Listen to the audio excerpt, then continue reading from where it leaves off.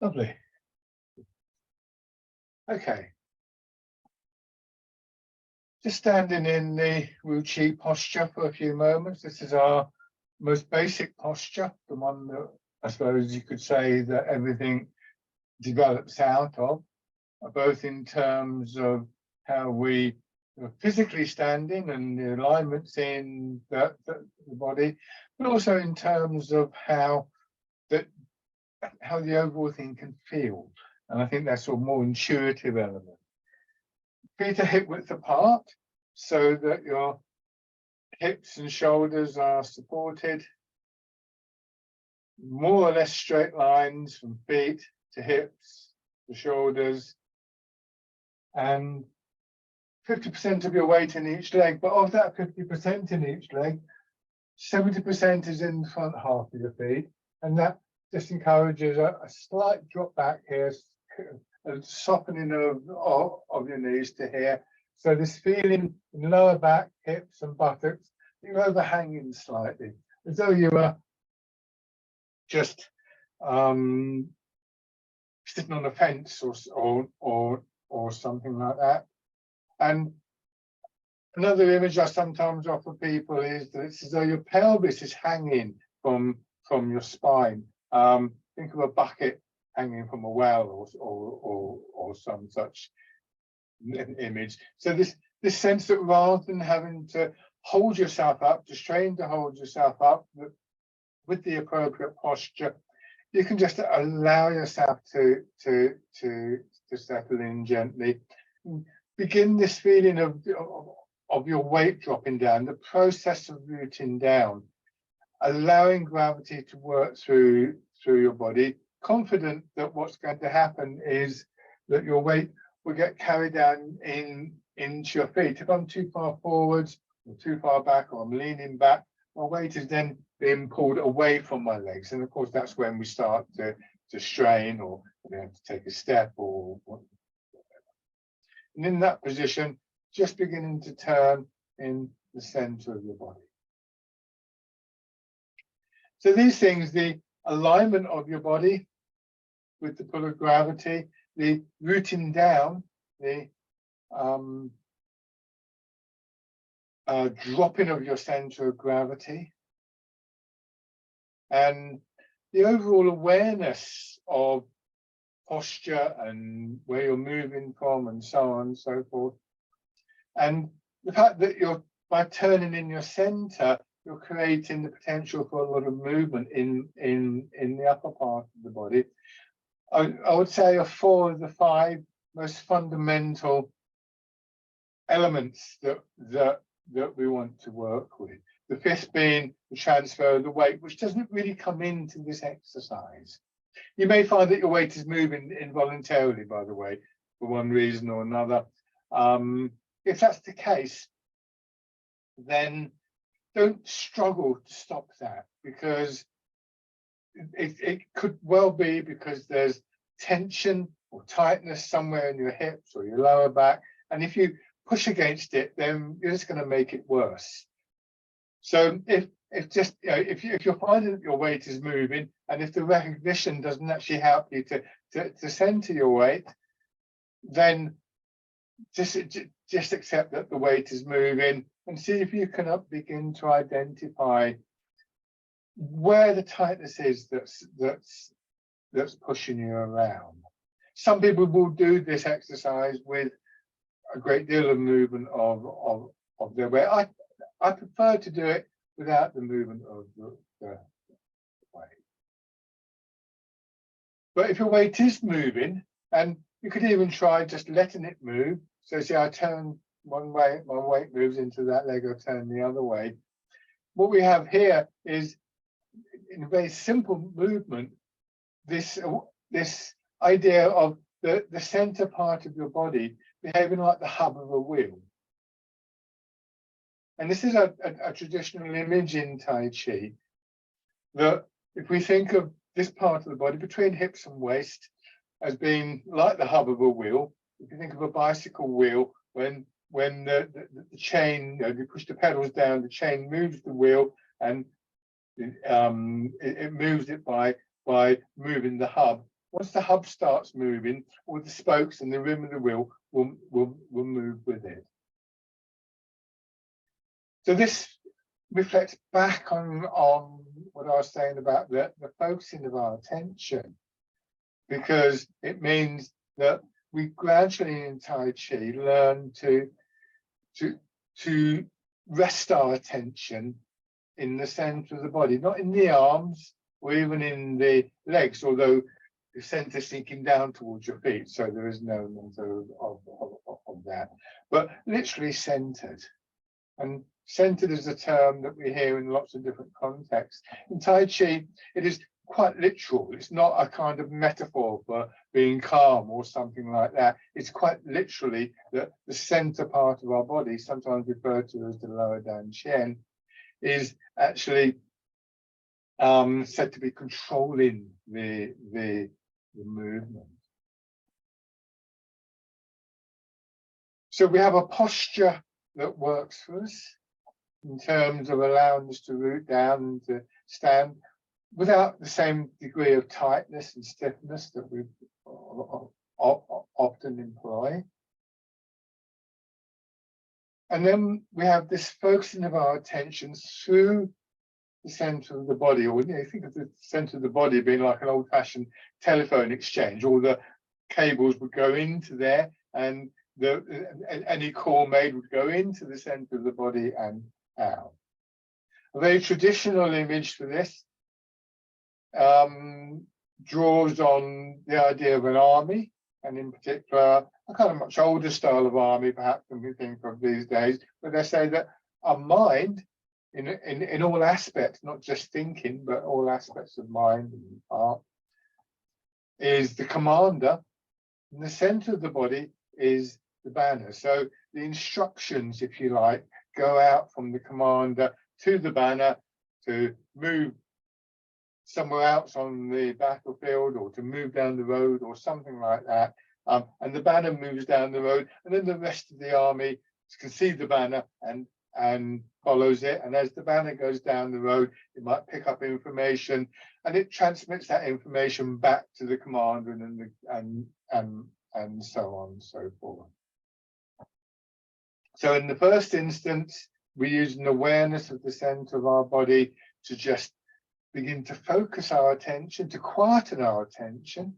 And that in and of itself is, I think, one of the major benefits in this art, that we have a physical location where we learn to rest our attention for those times when we feel we just need for a moment to sort of break out of the pattern of thinking and whatever dynamic we're in, just to get that little bit of space.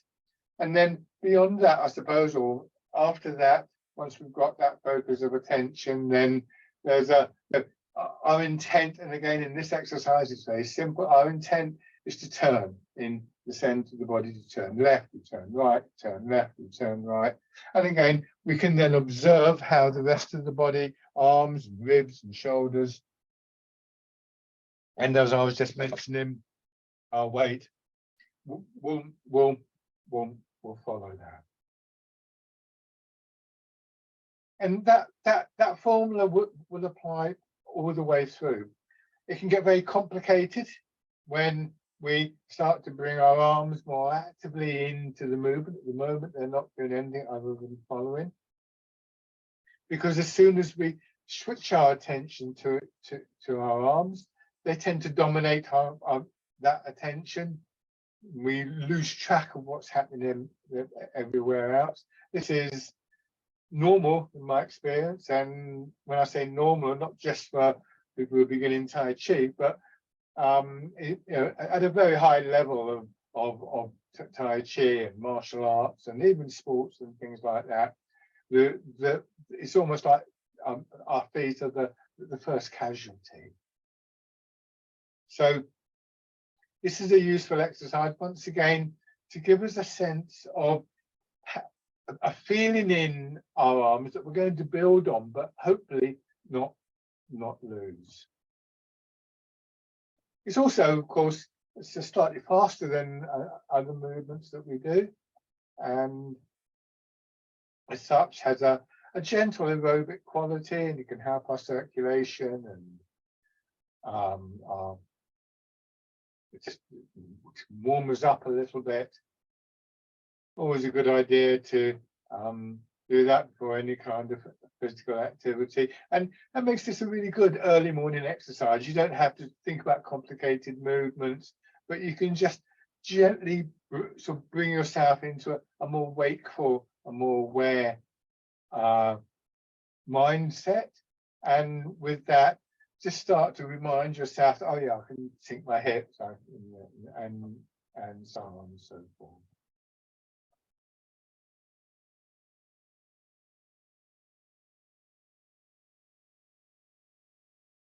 If we change the position of our arms, we get a sense for how we begin to take this movement and build it into other shapes. In this instance, you turn your hands palm forwards, bring them up. Just feel the weight of your arms hanging from your shoulders, and get them to a point where you can comfortably hold this position. You can see I've changed the position of the arms. I'm maintaining a shape with my arms, but nothing else. I'm not doing this. I'm turning my body and just letting my arms follow.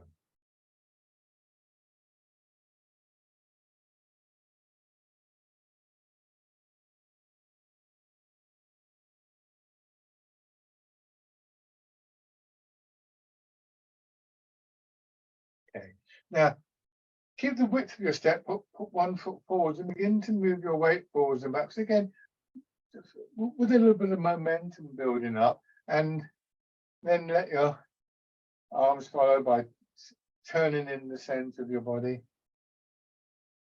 Try and keep your posture as you do this. So here, I'm over my back leg, and I've still got a fairly straight upright posture. Here, same thing.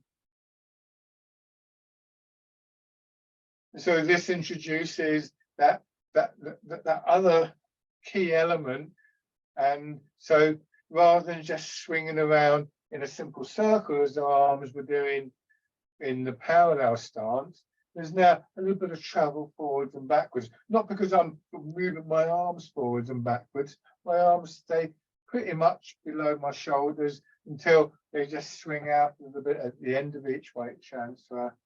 And we have this combination, often summed up in a very simple phrase, that the movement is rooted in the feet, and that's the alignment and the rooting down.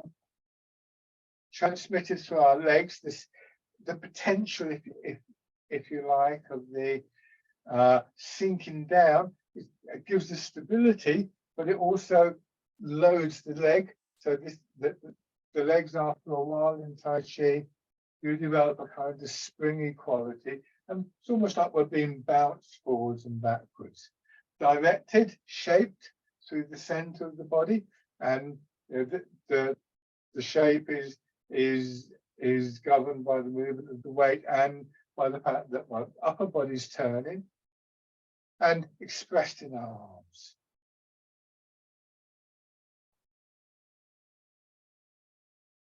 So try and keep your head upright as you do this.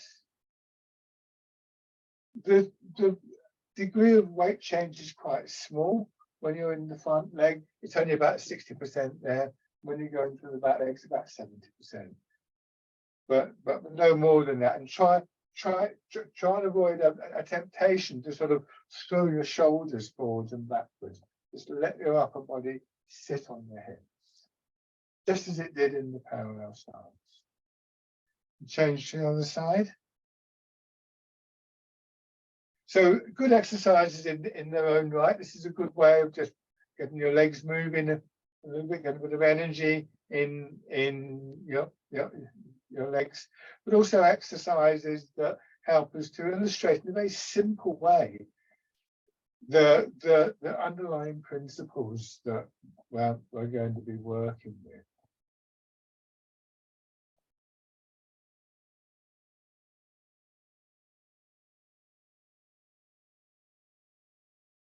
and then just shake out. There's many of these exercises, the swinging exercise, the whole thing in their own right.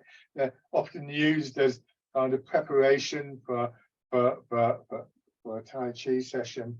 And you know, if you can, just get into the habit each morning of doing them for a few minutes. I find I will go out in the morning and probably still half asleep because I haven't long got up, and I stand there, and after a few minutes it feels like I'm waking up all over again because I'm moving a little bit, I'm breathing a bit more deeply.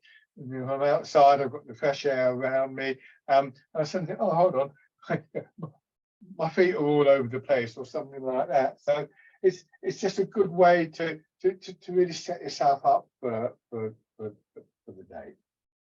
So back to the parallel posture, and with the faster exercises, I was just giving you kind of a rough idea of where parts of your body work. Let's take that a little bit further, still in parallel posture, and just rocking your weight forwards and backwards. So when you go forwards, you feel more of your weight in the front half of your feet, of course, until this happens. And when you go back, same thing, and then suddenly you go out of line.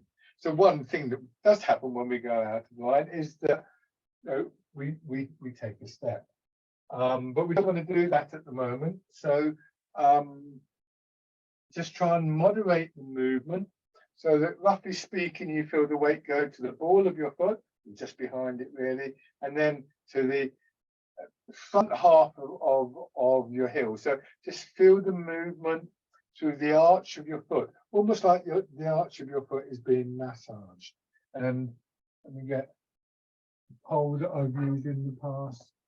And if you see from the side, imagine that pole has been inside of my body, then this is what's happening. Can you see how the pole is angling? As opposed to something like this. So the whole of your body moving as one unit. And in theory, there's a position that I could get the pole into, and it wouldn't do that. In theory, in practice, of course, it's quite hard to find. But this is really what we're looking for in this exercise at the moment. Is that position where we feel that our weight is being pulled down into our feet, through our legs, into our feet, rather than just a little bit forwards or backwards. And again, it's a really interesting exercise and a useful exercise just to remind ourselves that we don't have to be in this constant fight with the pull of gravity. So these are all things that we want to keep in the kind of the back of our minds. Which is why I spent longer on this today than I quite often do. So I think it's worth coming back to this. And you know, I quite often find myself doing this simple exercise for maybe 20 minutes. So sometimes I get involved in these exercises. I look at my watch and I realise, oh, I need to stop soon because I'm going to go and teach somebody or something like that. And I'm kind of, I won't say I've taken up too much time with these things because I don't think you can do that. But yeah, I've used up all my available time just on 1 or 2 exercises. That's a really interesting process. So just standing and then taking this, dropping back of your hips a little bit further, soften your knees, sinking down. And as you sink down, you'll feel, particularly in the front of the thighs, the big quadricep muscles, so taking more of the load of the body, and then eventually they'll contract and the body gets pushed up, and then gravity takes over and you settle down. And just see if you can do this exercise, pushing up and sinking down, and let your body establish a nice steady rhythm, yielded, as we would put it, to the pull of gravity, but then feeling your body's response to that. If you were to get a ball, like a big blue ball that they get in gyms, and you push down on it, eventually you'll feel it pushing up. If you get a ball, even a small one, say in water, and you started to push the ball down, then almost immediately you'll feel that sort of response, if you want to call it a response from the water, but you feel the buoyancy of the water starting to push up. So what we have here is a very clear dynamic between a downward movement leading us into an upward movement, the downward movement yielding to the pull of gravity, the upward movement allowing our body's response to push us up.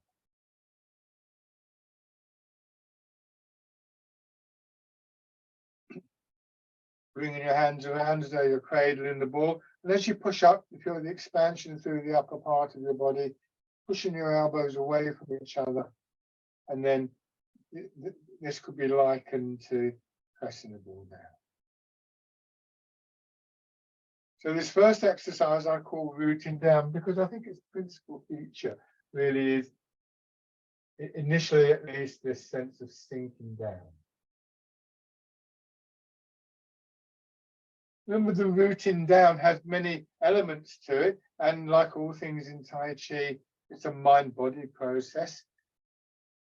See if you can get a sense that in your mind's eye, you're following the sensation of movement down through your body and then up through your body.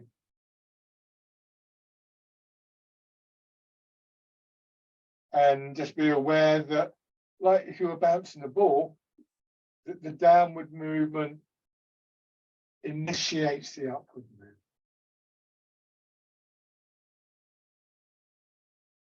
movement. So with this and the next few exercises, we actively sink the hips and feel the push up. Later, the hips will just be hanging back slightly, but by then, hopefully, we have an idea of the feeling of gravity working down through the body and the response of the body to that. So whether we're actively sinking the hips down or not, so long as we're not locking up in our knees and our hips, and that would kill the movement, then this dynamic of downwards with the pull of gravity, upwards from the ground is a constant.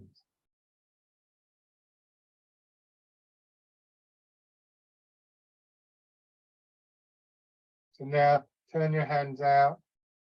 And we start to get a series of variations through the upper part of our body. And again, there's an intent here. This is the exercise, the wild goose.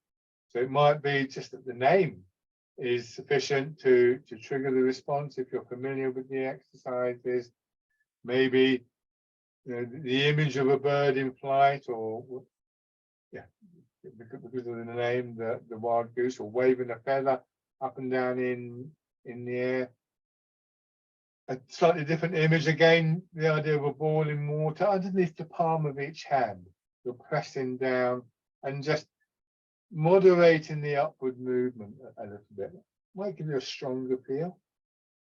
And if you're somebody who doesn't really sort of like use the images that much, then just feel the movement upwards and your body expanding, pushing your arms away from the body.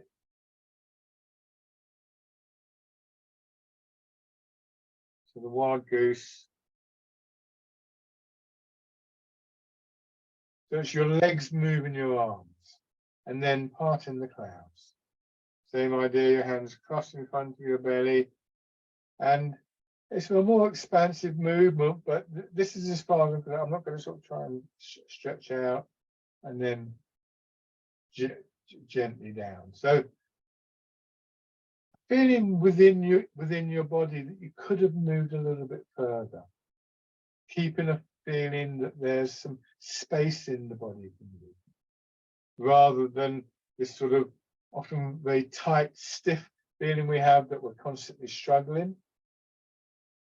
It's like the difference between a shirt that's half a size too small for you and one that's just a little bit bigger.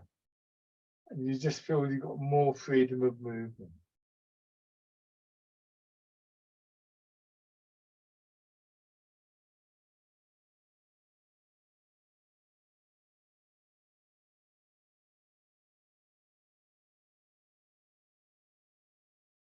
One more time.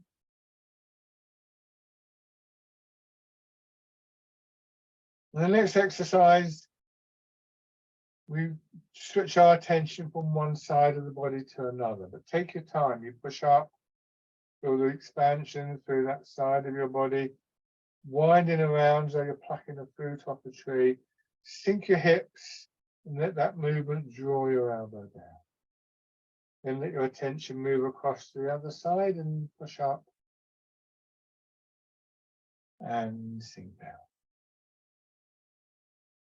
Just adjust the camera.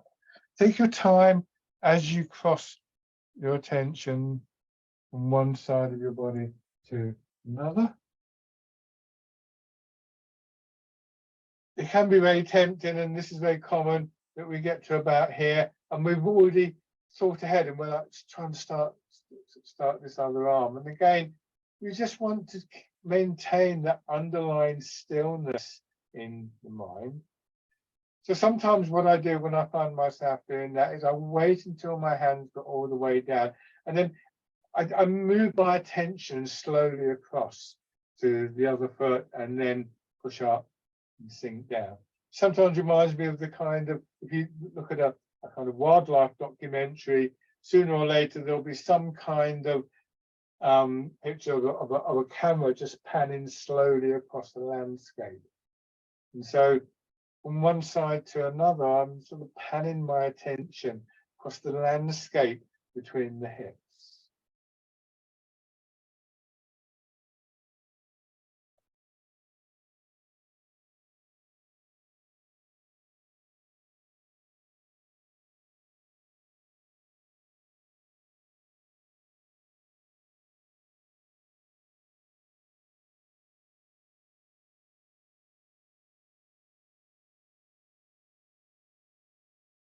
Do one more of these.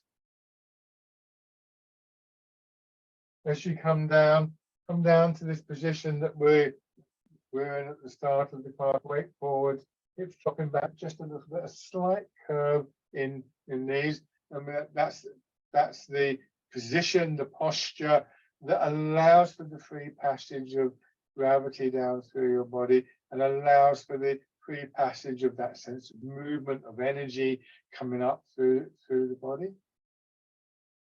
Bring your hands to your sides, just a bit, and then just picking up on that upward energy. Use it to just push your arms up a little bit, hands slightly in front of your forehead, and then back down. Just this one movement for the moment.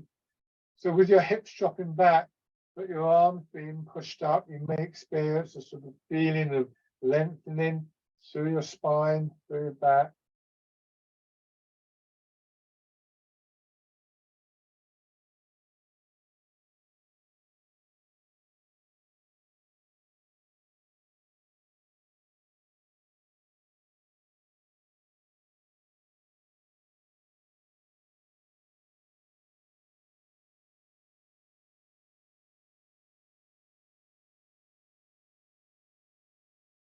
And then also that slightly let your elbows drop. So, but with the same ideas, your intent now is to press out sideways. Imagine you've got a big elastic band between your hands and you're just pushing it out and then letting it push out. From the side, you'll notice, I can't do it that side of the wall, but see where my hand is slightly in front of my shoulder. My little finger in line with my ear rather than pulled back.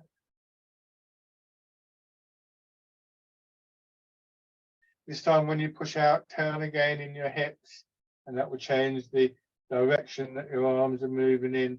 Turn back. Turn the other way.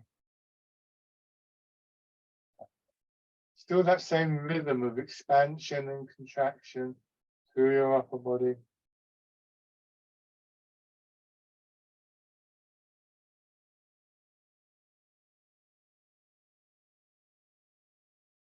So we can put those 4 movements together. Start with pushing up. This is pushing in 4 directions.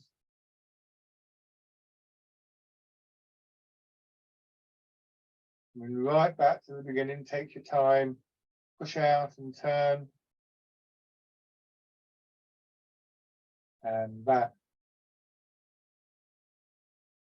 Push out and turn the other way. And back. And then face the front and push out. Those are your 4 directions.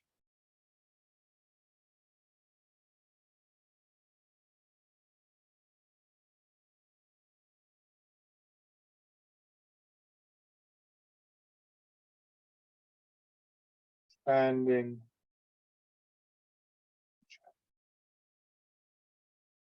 Expanding.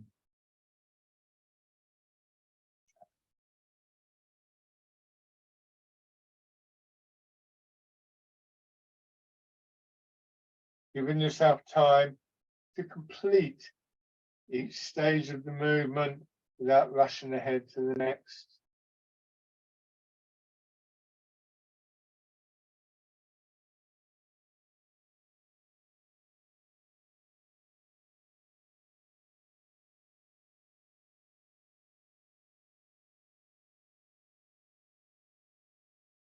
And as I mentioned earlier, the center of the body becomes truly significant, both because this is where our hands contract into and expand out of, and also because the change of direction in your arms comes because of that turning.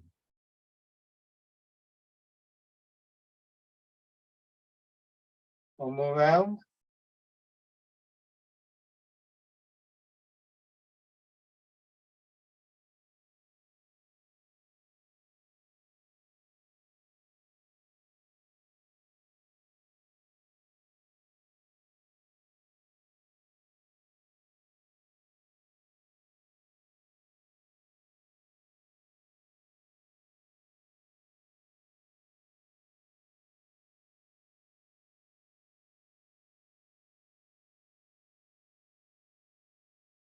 Then let your arms drop down with the next feeling of expansion again, just on one side of your body.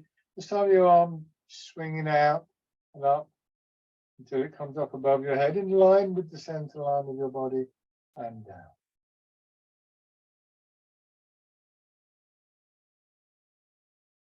It can feel like quite a strong rotation on the shoulder there. Move as far as you're comfortable moving. Don't force the movements. And if you do hit a sort of point of tightness, of tension, that's the point at which you sort of withdraw. You draw back from that. And if it's comfortable, once again, you can add a turning in the center of your body.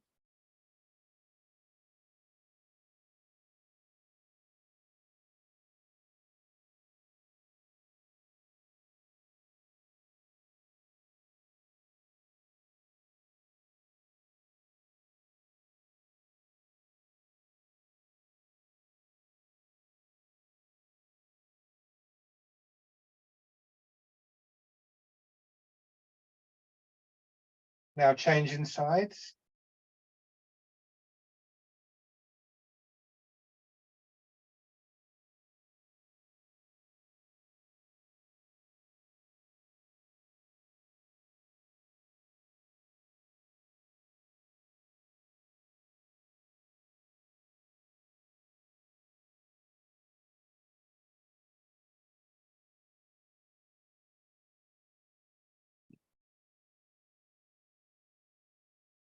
And then adding the turn.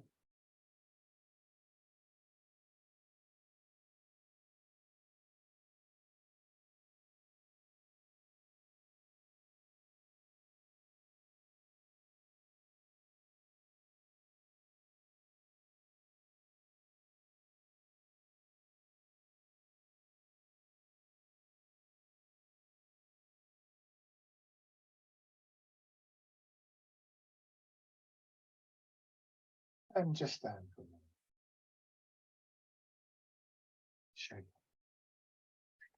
So those last couple of movements using the horizontal rotation in the center of the body to change the direction that our arms go in. But unlike the hub of a wheel, the center of our body can rotate in different planes. And the next two movements use this as a rotation. So now the movement is from the hips. And again, I'll show you with the pole. This time, I'll lift the pole up a little bit. This time when I do this, it's this. So I maintain as much as possible without getting rigid about it. The sort of line of the back, line of the shoulders from the hip. Okay, what I'm not trying to do is this or anything like that. That's one way of thinking of it. An alternative way, which is quite complementary, really, is that here, when I do this, I'm moving away from that center line, but I have the idea of it in the back of my mind. Otherwise, what's going to happen is I might do this and end up falling forwards. So, two different images, both they're very much compatible with each other, I feel. And what we want to do is to try and get away from the idea that to come upright, we have to strain and stiffen in our back and our shoulders, and our neck and our head. But rather, what we can do is use this connection from shoulder to hip, let the hips drop back, the pelvis rotate, and our head almost floats up.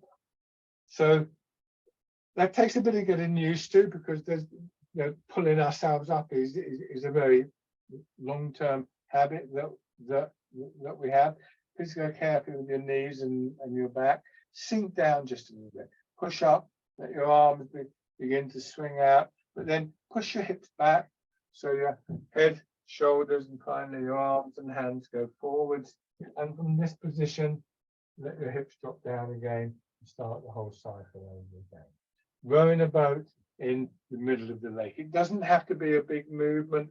And in fact, to begin with, I would recommend not, because for me, one of the great features of this exercise is just the idea that I can become upright without straining. And frankly, that's less physically demanding. If I go this far, I might be able to get the feeling there. Then if I go this far, with practice, you can get it here, let the hips drop back, but it's physically much more demanding on back and on knees, and we need to be careful of that.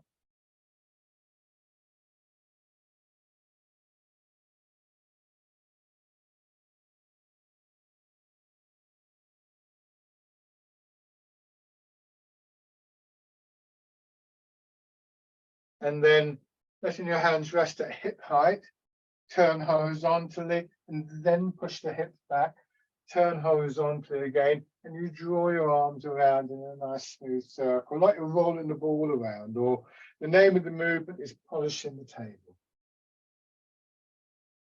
So again, we can see that what happens in the middle part of our body, in that hub of the body, influences lots of things, not least of which is that this is quite a tricky movement. And if all I did was lean forwards and reach out with my arms, I'm going to fall over fairly quickly. So these are key principles. If we're thinking about remaining stable while we move around, reducing the risk of falling and straining,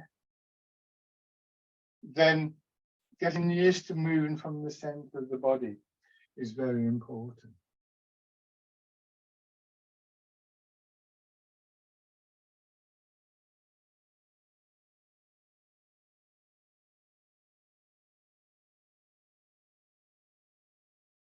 One more time in each direction.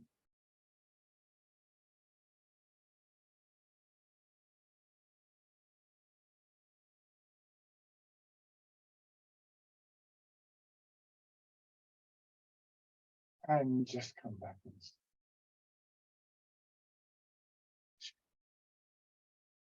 Now we're going to take that forward stance again. So remember, keep your feet hip width apart.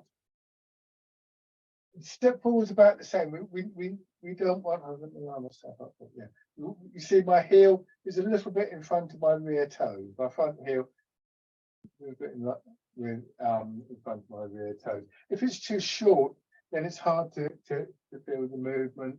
If it's too long, then it becomes a strain. And so what we want to then start to do is once again to just transfer the weight from one foot to another. This too is a very key movement, as I said before, but also a very tricky movement. Again, with the pole, if I do this, yeah, then you can see my weight's on the front leg, and I've got that line up through the middle of my body. When I move back, that doesn't change. And the problem we have here is that we have the habit, and in this instance, it's actually a useful habit, that when we're walking down the road or something like that, or especially if we're running, but even if we're walking, then we tend to lean forward slightly, and that takes our center of gravity forwards, which is a reasonable way of walking. Up until the time when we lean forwards too far, and then obviously we're risking the fall. But that was where, if you remember, the feeling of the hips dropping back was the thing that brought us back up. So this is a useful exercise to feel that we can actually begin to move with a sense of alignment, that when we do our normal walking, we're aware of and can come back to. And basically that means, to begin with at least, getting a sense of a gentle push from the foot, rather than leaning. These old habits are very hard to break. So don't think, well, I mustn't lean, and straining your shoulders not to lean or anything like that, but rather think of it the other way around. Think, well, what happens if I sort of, my legs bent, if I push down a little bit through my foot, and you'll start to feel the energy coming through from there.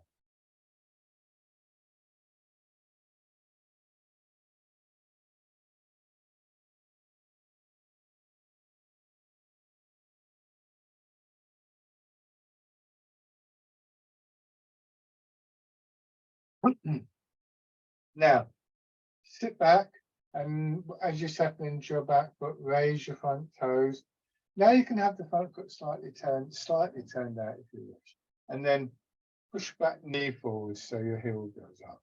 And gradually, this means that more and more of the weight begins to flow down through the supporting legs. So 60% in the front becomes 70% and so on. Be careful of your knees in particular as you do this, but also maybe hips, and ankles and so on if you have any issues there. But try and get to a point where all you need to do is to sort of contract your leg to bring it inwards, and then expand it to push it outwards. Contracting to bring it in, expanding to push it out. So you settle into your supporting leg, and you then have the space to move the other foot, what we would call the empty foot in Tai Chi. And in particular, when you take the step, you have the leisure, you have the space to plant the foot in the correct position.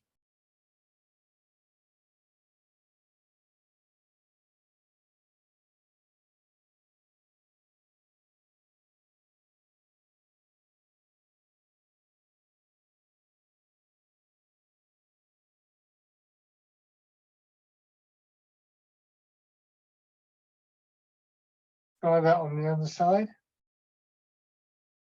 First of all, transferring your weight. Ideally, you will be facing directly ahead, but if you're at a slight angle, don't bother yourself about that.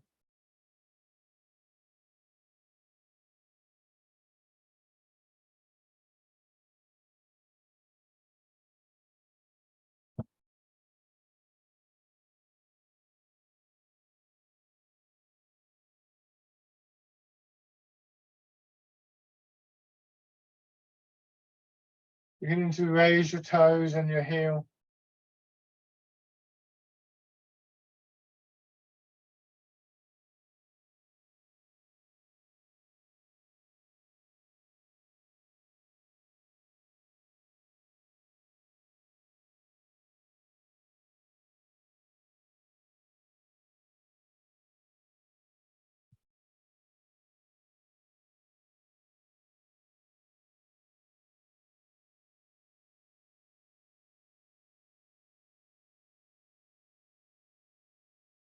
Stepping in, placing the foot hip width from the other foot, forwards or backwards. When you step forwards, try and put your heel down first. When you go back, the ball of the foot down first. Be careful of overstepping, especially in the backward step. And then, instead of going back this time, bring the back foot in and step through. Unless you're going backwards. Like you're walking on thin ice, you want to put the foot down, you test the ice, make sure it's going to take your weight before you can move.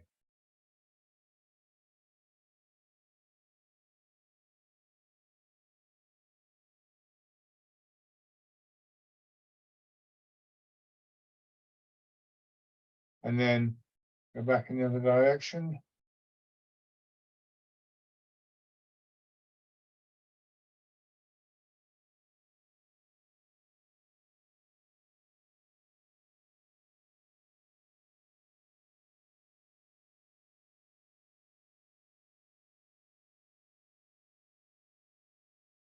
We're going to use both those movements to bring movements of the arms in through the center of the body. So have your right foot forwards. And start off with the exercise fisherman cast a net, which is literally very straightforward. Your weight is moving forwards and backwards. When you go forwards, that pulls your arms and they swing through. When you go backwards, it pulls your arms and they swing.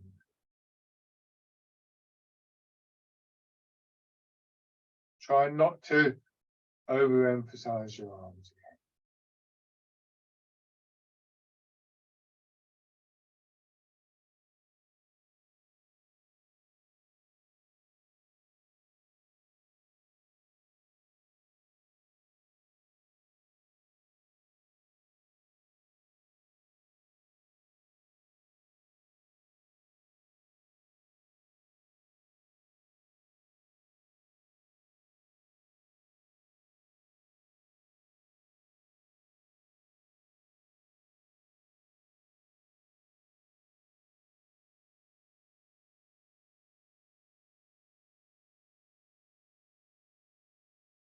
Good. And then as you go back this time, turn in the direction of your back foot.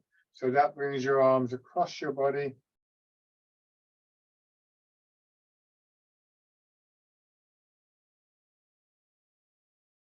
And notice that your arms drop down slightly and then swing up. So there's a little bit of a curve there. And this time, just keep that curve going. So your hands come up. And as they reach the top of that swing, not too high, not too far from your body, you move your weight forwards and turn. So as they drop down, they get drawn across the front here. Same thing on the other side. The only difference here is that, apart from completing the circle, is that your hands will turn so that the palms of your hands face the direction that they're going to be moving as much as possible.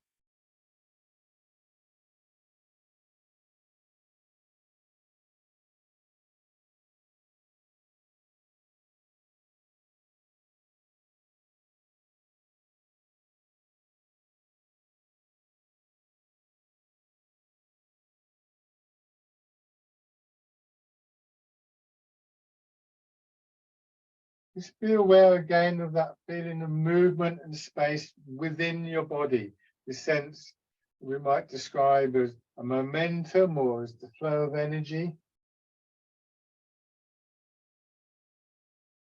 And then see if you can bring in that little step in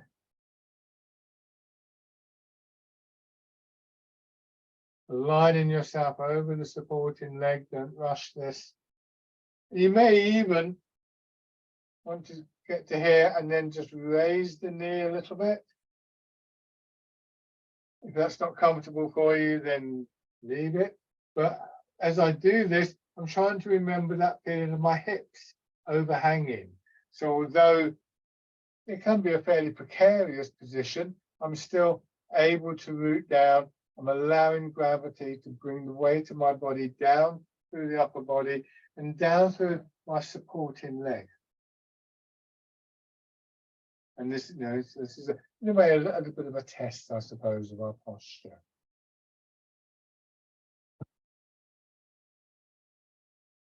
Okay, so then try those two movements on the other side. Make sure of your posture. Fisherman cast the net. Just a few rounds of this.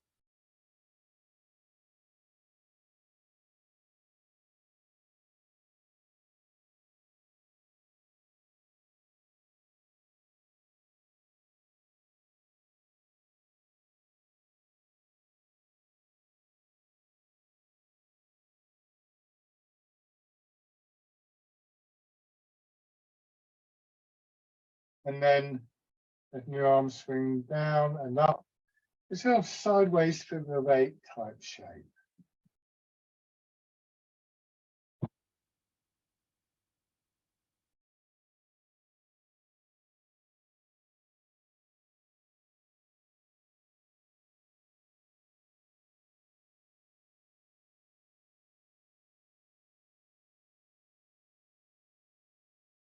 You just feel the movement, front and back of your body.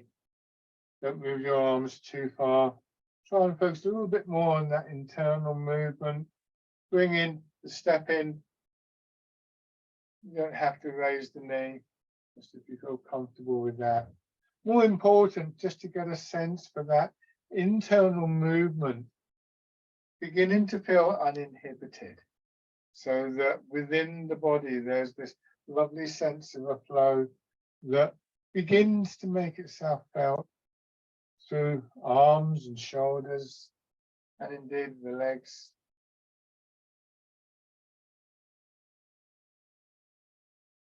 And then take that in, combine it with the actual step in that we did. And remember to get the foot planted down on the ground before you commit your weight. Keep that feeling of being in line with the pull of gravity. It's tricky. There will be times when it doesn't work and you find yourself wobbling around a bit. So be careful. I'm going to go back the other way now.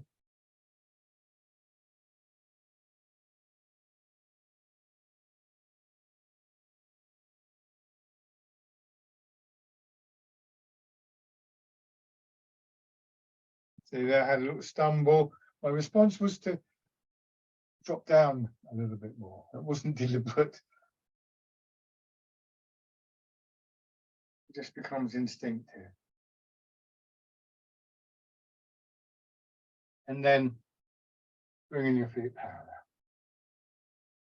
Shake out. Okay, so in the parallel stance, just rubbing your hands together. Tapping over your face.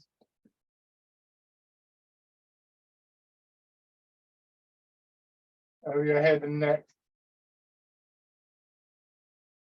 Down to one shoulder, your arm. On the other side. Into your back. And around your hips. And your legs. Light on your belly. And the upper part of your chest.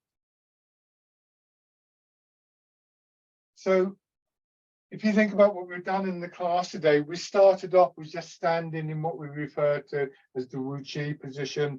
And all the way through the exercises, one way or another, we were trying to maintain the basic principles of alignment, of rooting down, of the connection with the legs, the connection with the center, and so on and so forth.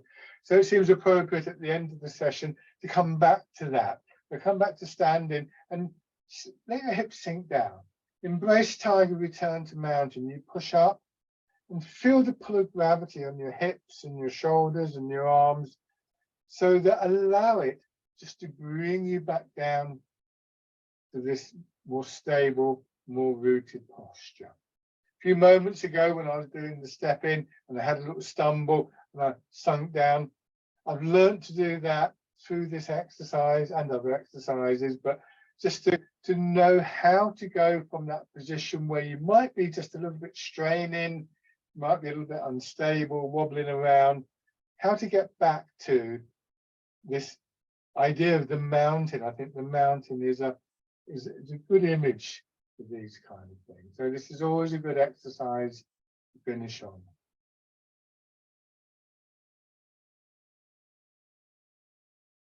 Remember, it's also about your attention, this quietening and settling. The image of the mountain offers qualities of stillness, of silence, of resilience, stability, strength.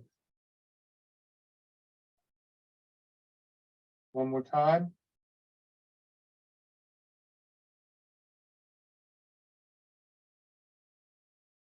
And stand.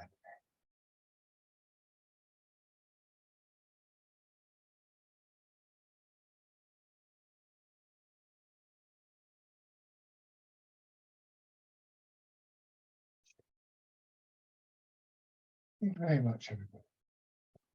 Pause to record.